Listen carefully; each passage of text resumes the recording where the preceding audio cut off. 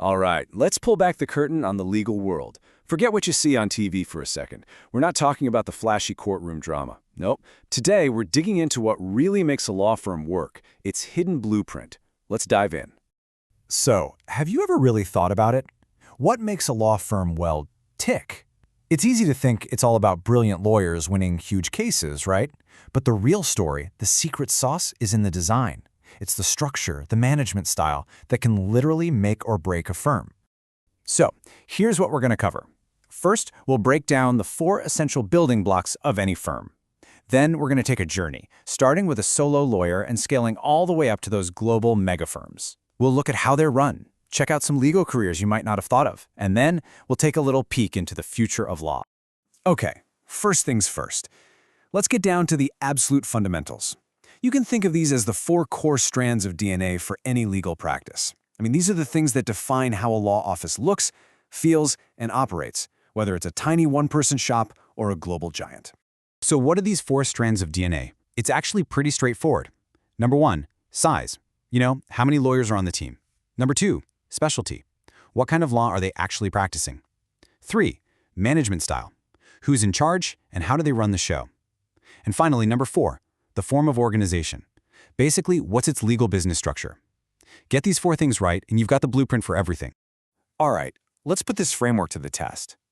We're going to start small, really small, at the micro level.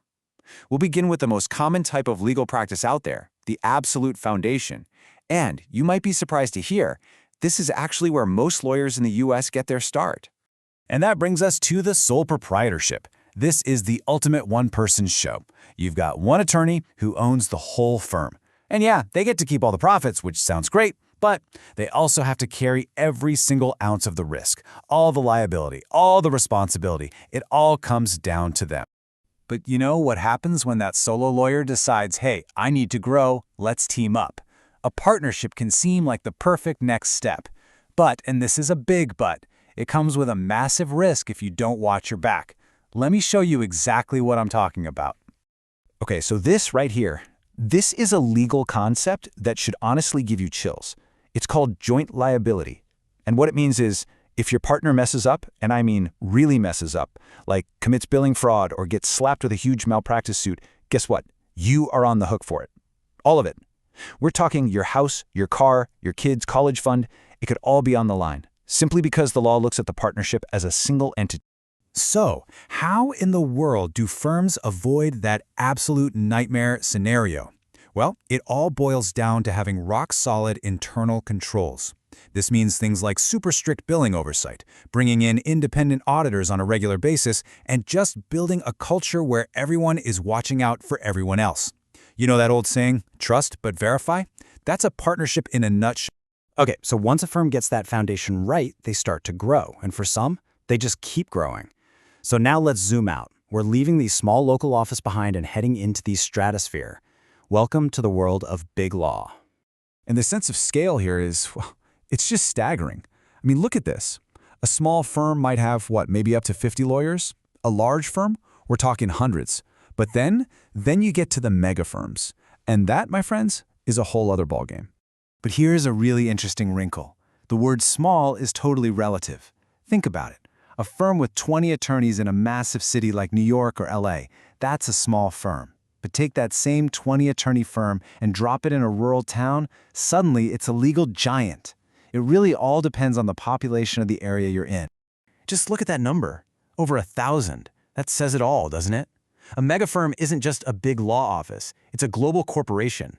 We're talking over 1,000 attorneys, with offices scattered across dozens of countries. These are the heavyweights, the titans, handling the absolute biggest, most complex corporate deals on earth. So, that begs a pretty big question, right?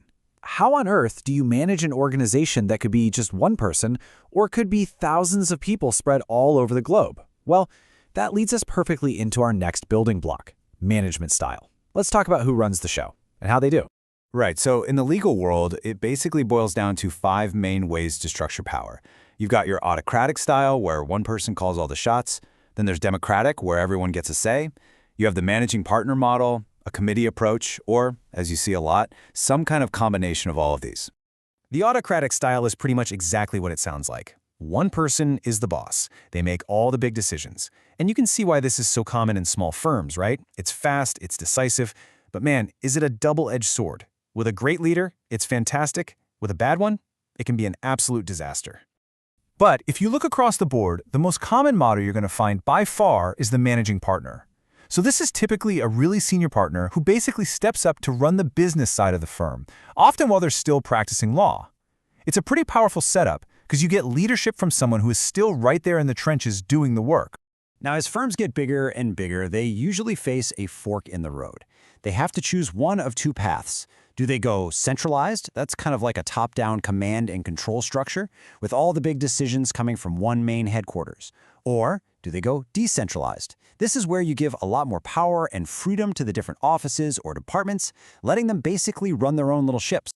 Okay, so we've been talking a lot about private firms, but it's super important to remember that not all lawyers work in that kind of setup. The legal universe is way more diverse than that. You've got lawyers working inside big corporations, for the government, and in all sorts of new and emerging models of practice. Let's take corporate law, for example. When attorneys work in-house, they have just one client, the company that employs them. The head honcho of that legal department is called the general counsel. And here's the really crucial part. Their department doesn't create its own culture. It just absorbs and reflects the management style of the bigger corporation it belongs to. And it's not just the lawyers. The whole support structure is changing too. You have, for instance, a freelance paralegal. Think of them as an independent contractor that a lawyer can hire for a specific job.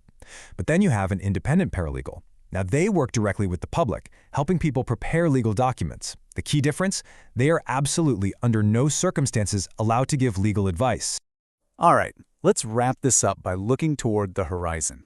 The legal profession is anything but static. Right now, it's being completely reshaped by huge forces.